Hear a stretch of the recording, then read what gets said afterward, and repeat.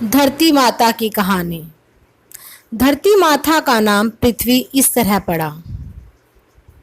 सृष्टि की रचना के समय भगवान विष्णु ने धरती को अनंत जल से निकालकर जल के ऊपर स्थित किया, लेकिन काफी समय तक धरती उबड़ खाबड़ रही। धरती पर रहने वाले लोग कंदमूल एवं फल खाकर भगवान के ध्यान में मगन रहते थे। कृषि और अन्न उगाने का काम नहीं होता था। संगठित शासन तंत्र और समाज का निर्माण भी नहीं हुआ था।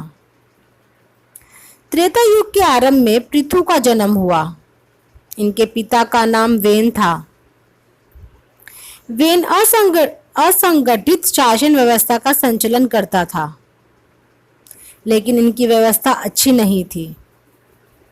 ऋषि मुनि इनके व्यवहार और अत्याचार से दुखी हो गए और एक कुशा को अभिमंत्रित करके उससे वेन को मार डाला।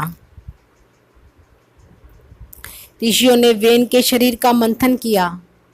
इससे सबसे पहले एक काला व्यक्ति प्रकट हुआ जो केवट कहलाया। वर्तमान में इसे मछुआरा कहते हैं। इसके बाद पुनः बाजुओं का मंथन करने पर पृथु उत्पन्न हुआ। पृथु भगवान विष्णु के अंश से प्रकट हुए थे।